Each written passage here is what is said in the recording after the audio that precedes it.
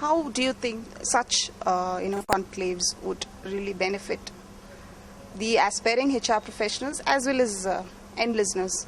I think it's a very good concept, especially for the young generation that's coming up. I think we should involve them more in forums like this, get them to fully participate, because they're going to be the future generation. What is the key to managing today's talent, managing and engaging them very well? What is the key to doing it well? I think the most important thing is the communication factor. If you want the future generation and our country to be the leader in the world, I think we have to communicate our message right down to grassroots level.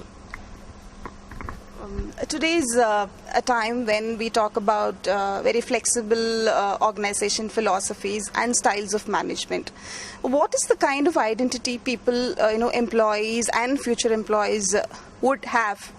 If they were to choose a particular organization, how would they be able to identify themselves? Because it's a changing concept. The philosophy, the image of the organization keeps changing, and that is what works well in this time. So, what is the best way employees can be made to identify with a particular organization? Peter Drucker, the famous futurist, he actually says that the world is changing very fast, and as you and I know that changes are taking so fast in the world, he says that our rates of learning have to be greater than the rates of change. And in order to do that, one has to actually be a lifelong learner. I'm a disciple of lifelong learning on the action learning mode, and the only way we can face the future is to be learners. The more we can delve into this huge body hill of knowledge is the only way to go, because have you heard of the 3I organizations? No. Yeah. Well, the important factor is the Q factor, where the formula for learning is L for learning equals P, program knowledge, or the program knowledge means the knowledge that you and I before we met.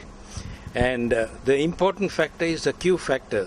The way you have been asking me these questions, our questions have to be insightful, intelligent, innovative questions, so that we can drive to the future. So the future is going to be the I organizations, which is individuals like you and me. We are going to be the capital for the future.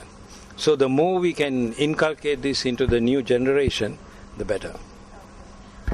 As we talk about innovation in thinking and application, what is the best way to actually initiate our talent, our original, the indigenous talent to think? Does the key to this problem lie in the education system? Should that be modified to suit our growing needs and changing employment options, organization culture, everything? You and I, being Indians, we have a very rich culture.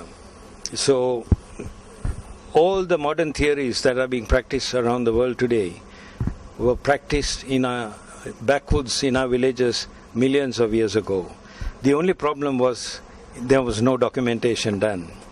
So the present day generation, if they can document their learnings, I think the world will be a better place, and India will be a great country. There'll be a lot of literature to fall back. Plenty to fall back. They're just doing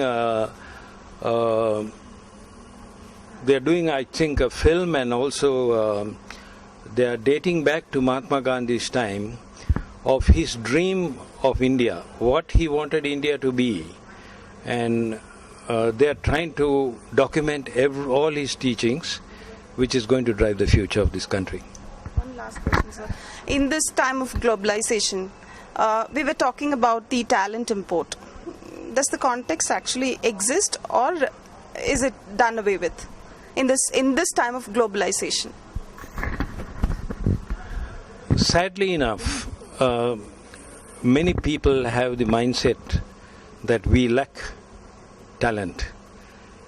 But I will refute that and say that India is a very rich country. we've got the strongest human resource in the world, and where intelligence is concerned, I said we will be top of the list. All CEOs in the world now are being driven by Indians and none other. That's true. Thank you.